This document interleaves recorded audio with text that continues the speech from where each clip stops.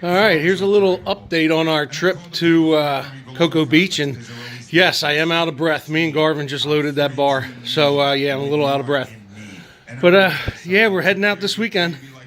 And it is absolutely, I don't know what happened this spring, but we're right back in the winter. It's been raining for 2 days straight. It's only 40 degrees outside.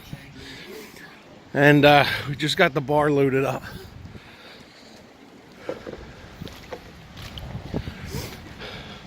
So time to secure that puppy down, get it all covered, and we'll be out of here this weekend.